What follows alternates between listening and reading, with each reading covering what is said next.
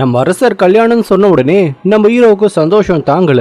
அப்ப நம்ம தலைவி ஹீரோ பார்த்து, என்ன வழக்கத்தை விட சார் ரொம்ப குஷியா இருக்கீங்க, பின்ன நமக்கு கல்யாணம் ஆக போதுல, அதோட என்ன மாதிரி ஒரு புருஷன் கிடைச்சதுக்கு நீ கொடுத்து வச்சிருக்கணும்னு என் அப்பா கிட்ட சொன்னியே, அது ஆக்டிங். நீங்க அதை நம்பிட்டீங்களா? நீங்க பாருமா, அது சும்மா இருந்தாலும் உண்மைன்னு சொல்லியிருந்தா நான் கொஞ்ச நேரமாவது சந்தோஷப்பட்டிருப்பேல அப்படிங்கிற மாதிரி நம்ம ஹீரோ சொல்ல, கட் பண்ண நம்ம ஹீரோ இப்ப தலைவி வீட்டுல தான் இருக்கான். அப்ப நம்ம தலைவி வந்து, என்ன விட்டுட்டீங்க, இன்னும் போகலையே, நீங்க வந்து 4 மணி நேரம் ஆகுது, எப்ப கிளம்புவீங்க அப்படிங்கிற மாதிரி நம்ம தலைவி கேட்க, அதுக்கு நம்ம ஹீரோ சொல்றான், நான் கிளம்புறேன், ஆனா அதுக்கு முன்னாடி எனக்கு சாப்பாடு கொடுக்கலையே, நீ சாப்பாடு போடு, நான் கிளம்புறேன். நான் உங்களுக்கு சாப்பாடு போடுறேன்னு சொல்லவே இல்லையே, என்னமா என்ன விரட்டுறதுலே குறியா இருக்க, சரி நான் கிளம்புறேன் அப்படின்னு சொல்லிட்டு நம்ம தலைவன் அங்க இருந்து போக, அப்ப நம்ம தலைவன் போன உடனே மோயு வரா.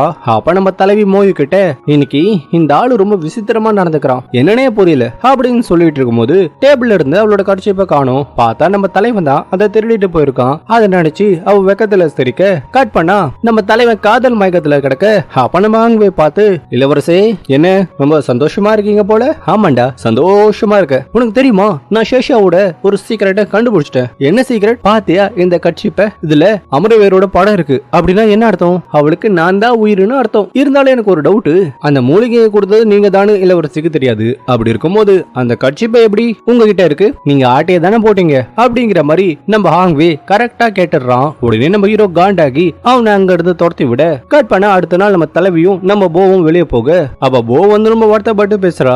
ஏன்னா தலைவி கல்யாணம் ஆயிடுச்சுன்னா அவ அரண்மனையில இருந்துருவாளே அப்படிங்கிற மாதிரி நம்ம போ வந்து வருத்தப்பட, அதுக்கு நம்ம தலைவி வந்து, அதான் அவன் கூட சுத்த அந்த கமிஷனர் இருக்கால, அந்த கமிஷனரோட போய் சுத்து, நான் தான் அந்த இளவரசி அன்லிய கல்யாணம் பண்ணிக்க தேவையில்லையே, சோ இப்போ எதுக்கு நான் அந்த கமிஷனர் பின்னாடி போகணும்? ஏய் உனக்கு ஒண்ணு தெரியாதா, அந்த கமிஷனருக்கு உன் மேல இழுத்த கசையா? ஏய் என்னடி உளர்ற? அவனை பொறுத்த வரைக்கும் நான் ஒரு ஆம்பளை தான், அவனுக்கு எப்படி என் மேல இழுத்த கசையா வரும்? ஏய் உண்மையை தாண்டி சொல்றேன், அவனுக்கு உன்னை ரொம்ப பிடிச்சிருக்கு அப்படின்னு சொல்லிட்டு இருக்கும்போது நம்ம கமிஷனர் இருக்காருல, அவர் அங்க வந்துடுறாரு. கமிஷனர் பார்த்த உடனே நம்ம போ வந்து அங்க இருந்து தலை தெறிக்க ஓடி போக, கட் பண்ண மறுபடியும் அவ கமிஷனரை பாக்குறா. ஆனா மறுபடியும் அங்க இருந்து ஓடி போறா. உடனே கமிஷனர் அவளோட ஆபீஸுக்கே வந்து எதுக்கு அவனை அவாய்ட் பண்ற மாதிரி கேட்க, உனக்கு தான் என்ன பிடிக்காது, நான் வந்தாலே நான் டார்ச்சர் பண்ற மாதிரி சொல்லுவல, அதனால நான் இனிமே உன்னை டார்ச்சர் பண்ண மாட்டேன் அப்படின்னு சொல்லிட்டு அங்க இருந்து கிளம்பிடுறா.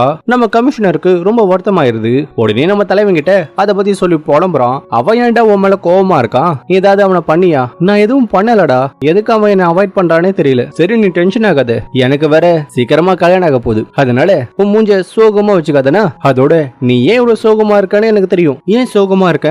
ஏன்னா நீ அவனை லவ் பண்ற. இளவரசி என்ன பேசுறீங்க? அவன் ஒரு ஆம்பளை, நான் எப்படி அவனை போய் லவ் பண்ணுவேன்? ஆக்சுவலா அவன் ஆம்பளை இல்ல, அவன் ஒரு பொம்பளை. என்ன சொல்றீங்க, நிஜமாவா? ஆமாண்டா நிஜமா ஒரு பொம்பளை தான். நம்பலனா நீ ஏன் போய் கண்டுபிடி. இப்ப கல்யாணத்துக்கு முன்னாடி நம்ம ஹீரோ தலைவிய டின்னருக்கு கூப்பிட்டு அவளுக்கு ஒரு ஹேர் பின்ன பரிசா கொடுக்கறான், தன்னோட காதலை ப்ரப்போஸ் பண்றான். உடனே நம்ம தலைவியும் அவனையே அந்த ஹேர் பின்ன போட்டு விட சொல்ல, உடனே நம்ம தலைவன் அதை போட்டு விடுறான். எனக்கு தெரியும் நாம போட்ட அந்த அக்ரிமெண்ட்டுக்காக தான் நீ என்னோட மனைவியா மாற ஒத்துக்கிட்டேன்னு. இருந்தாலும் மறுபடியும் சொல்றேன், என்னைக்காவது நீ என்ன லவ் பண்ணனா தயவு செஞ்சு என்கிட்ட சொல்லிரு, என்ன வெயிட் பண்ண வைக்காத அப்படிங்கிற மாதிரி நம்ம ஹீரோ சொல்ல, அப்ப விளக்கு தெருவுல ஸ்டார்ட் ஆக உடனே எல்லாருமே அவங்க விளக்க பறக்க விட, அப்ப நம்ம தலைவி அதை பார்த்து ஷாக் ஆகுறா. ஏன்னா அந்த விளக்குலாம் நம்ம ஹீரோ நம்ம தலைவி கூட இருந்தால அந்த மெமரிஸ் தான் அந்த விளக்குல வரைஞ்சு வச்சிருக்கான். இதெல்லாம் நீங்களே உங்க கையால வரைஞ்சீங்களா? ஆமா நானே வரைஞ்சேன். நமக்கு குழந்தை பிறந்தா எப்படி இருக்கும், நம்ம வயசாகி வாழ்ந்தா எப்படி இருக்கும், எல்லாத்தையுமே நான் வரைஞ்சேன் அப்படிங்கிற மாதிரி நம்ம ஹீரோ சொல்ல, அப்ப அந்த திருவிழா முடிஞ்ச பிறகு நம்ம தலைவி அங்க இருந்து கிளம்புறா. அப்ப சடனா யாரோ ஒருத்தங்க நம்ம ஹீரோவை கொல்றதுக்காக அங்க வராங்க. நம்ம ஹீரோ என்ன பண்றான், உடனே ஹாங்வே கிட்ட தலைவிய பாத்துக்க சொல்லிட்டு அவங்கள சமாளிக்கிறான். தலைவனாலதான் சண்டை போட முடியாதுல, உடனே தலைவி அவனை காப்பாத்துறதுக்காக வெளியே வர, உடனே ஹாங்வே கிட்ட நம்ம ஹீரோவை போய் காப்பாத்த சொல்றா. ஆனா ஹாங்வே வந்து, இளவரசர் உங்களை பாத்துக்க சொன்னாரு, அவரோட உத்தரவை என்னால மீற முடியாது அப்படிங்கிற மாதிரி சொல்ல, அப்ப அதே நேரத்துல அந்த கொலைகாரங்க என்ன பண்றாங்க, நம்ம ஹீரோட கைய வெட்டிடுறாங்க. அவ ஹீரோட கையில இருந்து ரத்தம் வந்ததும் அவனுக்கு பயங்கரமா கோவம் வருது. உடனே நம்ம ஹாங்வேக்கு கண்ணால சிக்னல் கொடுக்கறான். உடனே நம்ம ஹாங்வே நம்ம தலைவிய பார்க்காத மாதிரி பண்ண, அந்த கேப்பை யூஸ் பண்ணி நம்ம தலைவை அவங்க எல்லாரும் அடிச்சு காலி பண்ணிடுறான். ஆனா தலைவி என்ன நினைக்கிறா, அரசரோட படம் வந்து அவங்கள கொண்டதா நினைக்கிறா. கற்பனை இப்ப தலைவி வந்து அவனோட காயத்துக்கு மருந்து போட்டு விட, அப்ப யாரோ குதிரையில வேகமா போறத பாக்குறாங்க. அவங்க பாக்குறதுக்கு அப்படி அந்த இளவரசி லிகனியா மாதிரி இருக்காங்க. அந்த லிகனியா இருக்கால, அவ தென் மாவட்டத்தை சேர்ந்த ஒரு இளவரசி தான். அது நம்ம எதிரி நாடு தானே, உண்மைதான். ஆனா இப்ப அந்த நாடு தான் நம்ம நாடோட சேர்ந்துருச்சு. அதோட அவங்களோட குடிமக்களும் நம்மளோட மக்களா மாறிட்டாங்க. சோ அவ இதை பண்ணிருக்க மாட்டா. ஆனா இந்த நேரத்துல அவ எங்க போறா? இன்னைக்கு நம்ம ஊர்ல திருவிழா மாதிரி தென் மாவட்டத்திலயும் திருவிழா, அதுவும் இறந்து போன வீரர்களுக்கு அஞ்சலி செலுத்துற நாள். கூடாது, ஒருவேளை அதுக்காக கூட அவ போயிருக்கலாம் அப்படிங்கிற மாதிரி நம்ம ஹீரோ சொல்ல, நம்ம ஹீரோ சொன்ன மாதிரியே அவ அதுக்காக தான் போயிருக்கா.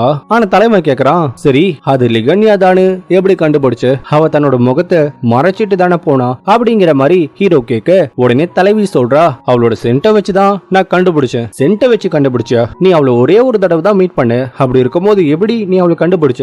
ஒரே தடவை மீட் பண்ணா என்ன, நான் ஒரு தடவை மீட் பண்ணாலும் அவங்களோட சென்ட் என்னோட மனசுல பதிஞ்சிரும், அதை வச்சுதான் நான் கண்டுபிடிச்சேன். இப்ப தலைவி போன பிறகு நம்ம தலைவன் அதையே நினைச்சுக்கிட்டு இருக்கான். அப்ப ஹாங்வே வந்து என்ன ஆச்சுன்னு கேட்க, உடனே தலைவன் நடந்த எல்லாத்தையும் சொல்றான். அதாவது என்னன்னா, நம்ம தலைவன் மீசக்காரனா போகும்போது நம்ம தலைவி அவனை ஈஸியா கண்டுபிடிச்சிருவாள், அதோட தூதுவனா போகும்போதெல்லாம் வந்திருக்கிறது அந்த மீசக்காரன் தானு கண்டுபிடிச்சிருவாள். அது ஏன்னு அவனுக்கு இப்பதான் புரியுது.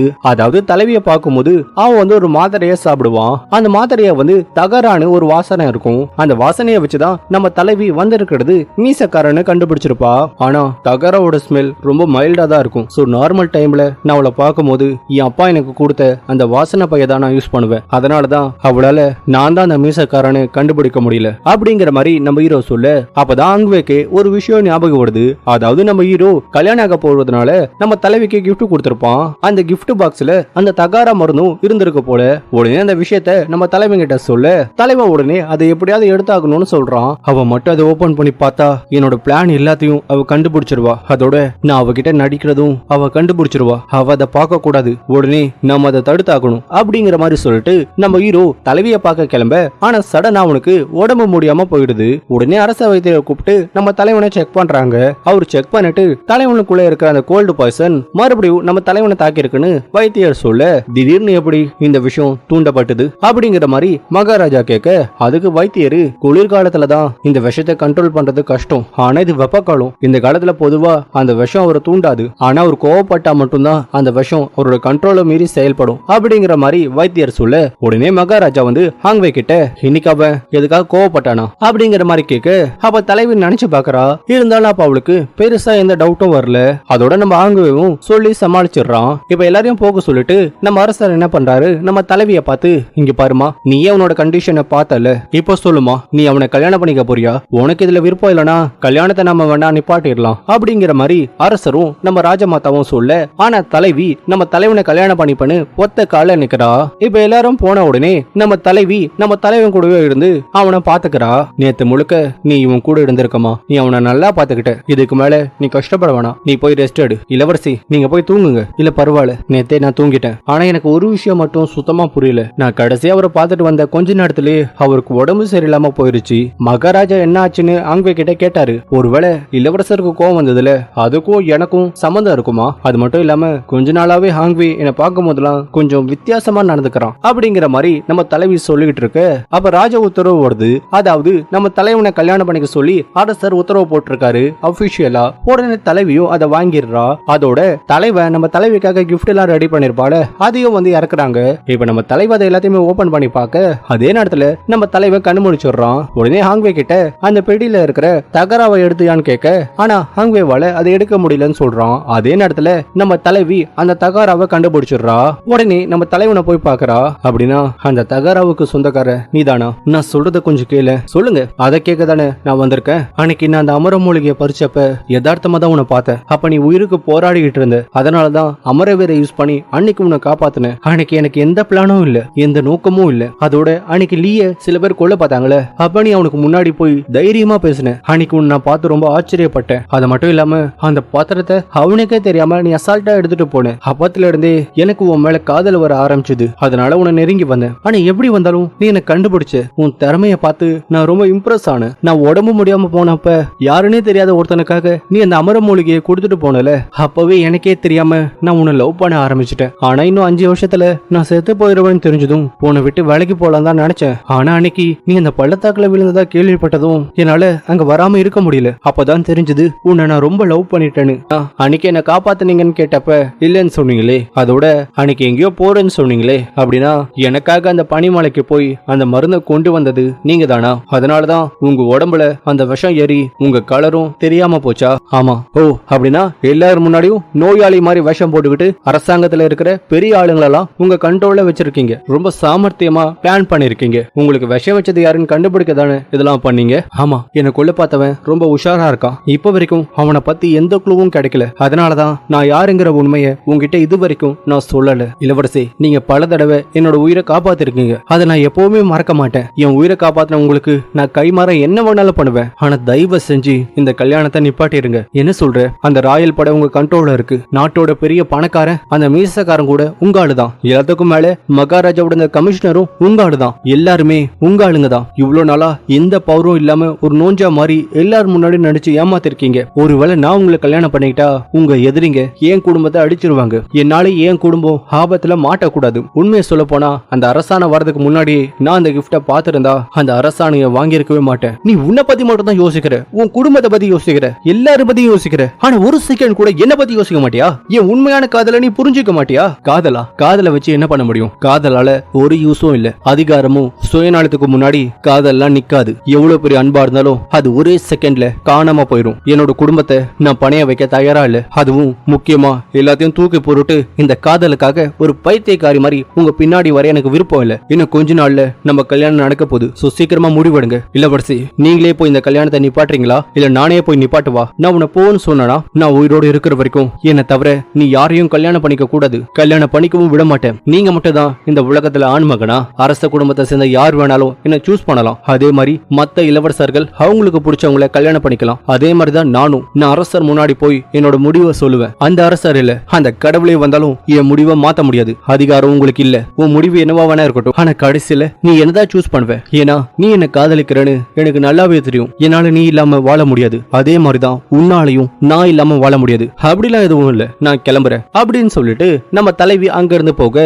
இளவரசி அவர்கிட்ட பேசிட்டீங்களா? ஒத்துக்கிட்டாரா? நானும் சமாதானமா போயிடலாம்னு நினைச்சேன். ஆனா அது முடியாது போல. அதோட தேவையில்லாம நான் அவனை கோவப்படுத்திட்டேன். இளவரசர் ரொம்ப நல்லவருன்னு எனக்கு தெரியும். ஆனா அவரு இந்த அளவுக்கு திறமசாலியா இருப்பாருன்னு நான் கொஞ்சம் கூட எதிர்பார்க்கல. நீங்க இந்த கல்யாணத்தை நிப்பாட்டினா கண்டிப்பா அவர் கோவப்படுவாரு. அதுக்கு பழிவாங்க நினைச்சா என்ன பண்றது? நேருக்கு நேரா நின்னு சண்டை போடலாம். ஜெயிக்கிறோமோ தோக்குறோமோ அது முக்கியம் இல்ல. தைரியமா எதிர்த்து நின்னு சண்டை போடணும். ஏன்னா இந்த மாதிரி ஏமாத்துற ஒருத்தன் கூட என்னால வாழ முடியாது. அந்த மாதிரி வாழ்க்கை எனக்கு வேணாம். அப்படின்னா நீங்க அவரை கல்யாணம் பண்ணிக்க மாட்டீங்களா? ஆமா, நான் அவனை கல்யாணம் பண்ணிக்க மாட்டேன். தலைவன் கூட சண்டை போட்ட பிறகு நம்ம தலைவி டைரக்டா அந்த கோ கார்டனுக்கு தான் போறா. அதாவது அந்த அனாதை இல்லத்துக்கு. அங்க வந்து லூக் கவுண்டியை சேர்ந்த ஒரு பையன் ரத்த வெள்ளத்தோட அங்க வந்திருக்கான். உடனே தலைவி என்னன்னு விசாரிக்க அவனோட அண்ணன் இருக்கான்ல, அவன் வந்து லூக் கவுண்டியை சேர்ந்த போலீஸ்காரங்க புடிச்சிட்டு போயிட்டாங்கன்னு. அதாவது அவன் கேம்பிளிங் ஆடினதால அவனை புடிச்சிட்டு போயிருக்கிறதா அந்த பையன் சொல்றான். ஆனா விசாரிச்சு பார்த்தா அவனோட அண்ணனுக்கு அந்த மாதிரி பழக்கம் எதுவும் இல்லையா. இவனும் அவனோட அண்ணனை பார்க்க ஜெயிலுக்கு போயிருக்கான். ஆனா ஜெயில அவனோட அண்ணன் இல்லையா. சோ உடனே அரசரை பார்க்க இவன் வந்திருக்கான். ஆனா அந்த போலீஸ்காரங்க இவனை கொலை பார்த்திருக்காங்க. தப்பிச்சுதான் இந்த கூ கார்டனுக்கு வந்திருக்கான். உடனே தலைவி அந்த போலீஸ்காரங்களுக்கு எதிராக ஏதாவது ஆதாரம் இருக்கான்னு கேட்க, ஆனா அந்த பையன் என்ன சொல்றான், அவங்க கிட்ட இருந்த எல்லா ஆதாரத்தையும் அவங்க எரிச்சிட்டதா சொல்றான். அப்ப யாரோ ஒருத்தங்க அந்த கூ கார்டனை எரிக்க பாக்குறாங்க. அப்ப 3 பேருமே அதுக்குள்ள மாட்டிக்கிறாங்க. அவ்வளவுதான், செத்து போயிட்டாங்கன்னு நினைக்கும் போது அப்ப மாசா நம்ம ஹீரோ வந்து அவங்களை காப்பாத்துறான். ஆனா வந்தது நம்ம ஹீரோ இல்ல, நம்ம லீதா வந்து தலைவியை காப்பாத்தி அங்க இருந்து கூப்பிட்டு போயிடுறான். இப்ப இதே நேரத்துல இந்த விஷயம் நம்ம தலைவனுக்கு தெரிய வருது. ஆனா நம்ம லீ காப்பாத்தினதால நம்ம தலைவன் கொஞ்சம் பொறாமப்படுறான். கட் பண்ணா நம்ம தலைவியை காட்ட இப்ப அவ அவளோட வீட்டுல தான் இருக்கா, மயக்கத்துல இருக்கா. அப்பா மயக்கத்துல இருந்து எழுந்ததும் அவளுக்காக மருந்து கொண்டு வந்து அவ முன்னாடி நம்ம தலைவன் உட்கார்ந்து இருக்கான். நம்ம தலைவனை பார்த்ததும் நம்ம தலைவி காண்டாகிறா. உடனே அவனை அங்க இருந்து போக சொல்றா. ஆனா தலைவன் போக மாட்டேன்னு சொல்லி அவளுக்கு கொண்டு வந்த மருந்தை குடிக்க சொல்றான். ஆனா அவன் முடியாதுன்னு சொல்ல, உடனே தலைவன் இங்க பாரு, நீ இதை குடிச்சுதான் ஆகணும். முடியாதுன்னு சொன்னா நானே உனக்கு ஊட்டி விடுவேன். கையால எல்லாம் ஊட்டி விட மாட்டேன், உதட்டால தான் ஊட்டி விடுவேன் அப்படிங்கிற மாதிரி நம்ம தலைவன் நம்ம தலைவியை மிரட்ட. ஆனா நம்ம சேஷாலாம் அதுக்கெல்லாம் அடங்குறாளா? முடியாதுன்னு சொல்றா. இருந்தாலும் நம்ம தலைவன் க்ளோஸா வர, உடனே நம்ம சேஷா என்ன பண்றா, அந்த மருந்தை வாங்கி குடிச்சிட்டு அதை போட்டு உடைச்சிட்டு நம்ம தலைவனை அங்க இருந்து போக சொல்றா. வேற வழி இல்லாம நம்ம தலைவனும் அங்க இருந்து ஸ்ட்ரெயிட்டா நம்ம லீய தான் போய் பாக்குறான். லீய பார்த்து நம்ம தலைவியை காப்பாத்தினதுக்கு ஒரு கிஃப்ட் கொடுக்கறான். அதோட ஒரு லெட்டரும் கொடுக்கறான். அந்த லெட்டர்ல என்ன இருக்குன்னா, நம்ம லீயோட அம்மா இருக்காங்களே, அவங்க அரண்மனை சேர்ந்த சில மந்திரிங்களை கைக்குள்ள போட்டுக்க பாக்குறாங்கன்னு நம்ம தலைவன் ஆதாரத்தை கொடுக்கறான். இந்த விஷயம் மட்டும் அரசருக்கு தெரிஞ்சா உங்க ஃபேமிலியோட நிலைமை என்ன ஆகும்னு தெரியுமா? ஆனா நான் அதை கண்டுக்க போறது இல்ல. நீங்க என்ன வேணாலும் பண்ணுங்க, ஆனா சேஷாவோட விஷயத்துல மட்டும் தலையிடாதீங்க அப்படின்னு சொல்லிட்டு அவங்க 2 பேரும் வான் பண்ணிட்டு அங்க இருந்து கிளம்புறான். கட் பண்ண நம்ம பூவை தான் காட்டுறாங்க. ஆக்சுவலா அந்த லீக் அவுட் இருக்குல்ல, அந்த இடம் வந்து நம்ம பூவோட அப்பாவோட கண்ட்ரோல்ல தான் இருக்கு. சோ அப்படி அங்க என்னதான் நடக்குதுன்னு சொல்லிட்டு பூ வந்து விசாரிக்கிறதுக்காக அங்க கிளம்புறா. அதாவது மாறு வேஷத்துல தான் கிளம்புறா. கட் பண்ண நம்ம அரசர் இருக்காருல, ஒரு ஜோசியரை கூப்பிட்டு நம்ம ஹீரோட கல்யாணத்துக்கு நாள் குறிக்க சொல்ல, அப்ப நம்ம தலைவி இருக்கால, அவ வந்து அந்த கல்யாணத்தை கொஞ்ச நாளைக்கு தள்ளி வைக்க சொல்றா. அதாவது அந்த கூ கார்ட்ல நடந்த ஃபயர் ஆக்சிடென்ட்டால அவளுக்கு அடிபட்டதாவும், அதனால கொஞ்ச நாளைக்கு கல்யாணத்தை தள்ளி தள்ளி வைக்க சொல்றா. நம்ம தலைவனும் அவ சொன்ன மாதிரியே பண்ண சொல்ல சோ அரசரும் கொஞ்ச நாளைக்கு கல்யாணத்தை தள்ளி வச்சிடறாரு. கட் பண்ண நம்ம பூ இருக்கால அவ லீ கவுண்டிக்கு போய் ஒரு வியாபாரி மாதிரி வேஷம் போட்டு அங்க ஒரு கடையை போடுறா. அப்ப அங்க வந்து போலீஸ்காரங்க அவங்க இடத்துல ஒரு புது கடை வந்திருக்குன்னு அந்த கடையை எடுக்க சொல்றாங்க. சார், நான் ரொம்ப கஷ்டப்படுற குடும்பத்தை சேர்ந்தவ சார். என் குடும்பத்துக்காக தான் நான் இந்த கடையே போட்டிருக்கேன். ப்ளீஸ் சார், நான் இன்னைக்கு மட்டும் இந்த கடையை போட்டுக்கிறேனே அப்படிங்கிற மாதிரி பூ சொல்ல ஆனந்த போலீஸ்காரங்க முடியாதுன்னு சொல்லி அந்த கடையை அங்க இருந்து எடுக்க பாக்குறாங்க. அப்ப நம்ம கமிஷனர் இருக்காருல்ல அவரும் மாறு விஷயத்துல வந்து நம்ம பூவுக்கு ஹெல்ப் பண்ற மாதிரி அந்த போலீஸ்காரங்க கிட்ட சண்டை போட உடனே அந்த போலீஸ்காரங்க என்ன பண்றாங்க, நம்ம பூவையும் கமிஷனரையும் ஜெயில கூட போட்டுறாங்க. கட் பண்ண பூ வந்து நம்ம கமிஷனரை பார்த்து, நீ எதுக்குடா இங்க வந்த? உன்னை காப்பாத்த தான் நான் வந்தேன். இதுக்கும் உனக்கும் என்ன சம்மதம்? நீ போ, நான் இதை பாத்துக்கிறேன். என்னாலலாம் உன்னை விட்டு போக முடியாது. இங்க பாரு, நான் அந்த அண்டி இளவரசி கிட்ட இருந்து தப்பிக்க தான் உன் பின்னாடி சுத்துனேன். மத்தபடி வேற எந்த காரணமும் இல்ல. எதுவா வேணா இருக்கட்டும், நான் உன் கூட தான் இருப்பேன். அதோட உன் கூட இருக்க எனக்கு பிடிச்சிருக்கு. எந்த அர்த்தத்தை சொல்ற அதை விடு. நீ எதுக்காக இங்க வந்தேன்னு எனக்கு தெரியும். முதல்ல நாம ஜெயில இருந்து வெளியே போக பார்க்கலாம். அப்ப அந்த இடத்தோட போலீஸ்காரங்க வந்து அவங்க ரெண்டு பேரையும் விடுதலை பண்றாங்க. உடனே இவங்க ரெண்டு பேரையும் விடுதலை பண்ற அந்த டாக்குமெண்ட்ல சைன் பண்ண சொல்றாங்க. இவங்களும் அதுல சைன் பண்ண உடனே அவங்கள அட்டாக் பண்ணிடுறாங்க. கட் பண்ணா ஏதோ ஒரு மைண்ட் மாதிரி இருக்கிற இடத்துல அவங்கள கூப்பிட்டு போய் அங்க எதையோ தோண்டி எடுக்க சொல்றாங்க. இவங்க பண்றதை பார்த்தா ஏதோ ஒரு உலகத்தை தான் எடுக்கிற மாதிரி தெரியுது. அதாவது என்ன நடக்குதுன்னா, ஒரு ரேரான மெட்டல் எடுத்து ஒரு வெப்பனை உருவாக்கி எதிரி நாட்டுக்கு சப்ளை பண்றாங்க போல. அதோட தப்பு பண்ணதவங்களாம் ஜெயில போட்டு அவங்கள அதுக்கப்புறம் ரிலீஸ் பண்ணிட்டு அவங்கள இந்த மைண்ட்குள்ள கூப்பிட்டு வந்து இவங்க வேலை வாங்குறாங்க. கட் பண்ண நம்ம தலைவியை காட்ட அப்ப நம்ம தலைவிக்கு நம்ம பூ காணாம போன விஷயம் தெரிய வருது. இதே நேரத்துல நம்ம பூவும் கமிஷனரும் அங்க இருந்து தப்பிச்சு போக ஆனந்த போலீஸ்காரங்க கிட்ட மாட்டிக்கிறாங்க. அப்ப நம்ம கமிஷனர் என்ன பண்றான், எப்படியும் நம்ம பூவை தப்பிக்க வச்சுட்டு அந்த போலீஸ்காரங்க கிட்ட மாட்டிக்கிறான். கட் பண்ண நம்ம பூ இருக்கால அவ ஒரு குதிரையை வாங்கிட்டு உடனே தலைநகரத்துக்கு போக ரெடி ஆக அப்ப அந்த ஊரோட கமிஷனர் ஒருத்தன் வந்து நம்ம பூ அரெஸ்ட் பண்ணி அங்க இருந்து கூப்பிட்டு போயிடுறான். கட் பண்ண அந்த கெட்ட கமிஷனர் இருக்கால அவன் அந்த ஊரோட கவர்னரை போய் பாக்குறான். நம்ம இப்ப ஒருத்தனை கைது பண்ணல, அவன் வேற யாரும் இல்ல, அவன் ஷின்னன் பிரபுவோட ஒரே பையன். இப்ப நம்ம என்ன பண்றது? அவனுக்கு அந்த மைனை பத்தி தெரிஞ்சு போயிடுச்சா? ஆமா, அப்படின்னா அவன் உயிரோட இருக்க கூடாது, அவனை முடிச்சிரு. ஆனா அவன் சின்னன் பிரபுவோட ஒரே பையனாச்சு. ஆனா அது நமக்கு தெரியாதுல. அதோட அவன் நம்ம ஜெயிலோட ஒரு கைதி, சோ தூக்கு தண்டனை கைதின்னு சொல்லி அவன் கதையை முடிச்சிடு அப்படிங்கிற மாதிரி அந்த கவர்னர் சொல்ல அப்ப அவங்க பேசிட்டு இருக்கும்போது நம்ம தலைவி இருக்கால அவளும் அந்த ஊருக்கு வந்திருக்கா போல. இளவரசி சேஷா இங்க வந்திருக்காங்க. அவ எதுக்கு வந்திருக்கா? இதே நேரத்துல அந்த கெட்ட கமிஷனர் இருக்கால அவன் வந்து நம்ம பூவை கொல்றதுக்காக ஜெயிலுக்குள்ள போறான். சோ இவன் நம்ம பூவை கொல்லுவானா? என்ன ஆக போகுது அடுத்த எபிசோட்ல பாத்துருவோம். இந்த வீடியோ பிடிச்சிருந்தா லைக் பண்ணுங்க, ஷேர் பண்ணுங்க, மறக்காம நம்ம சேனலை சப்ஸ்கிரைப் பண்ணுங்க. அடுத்த வீடியோல மீட் பண்ணுவோம்.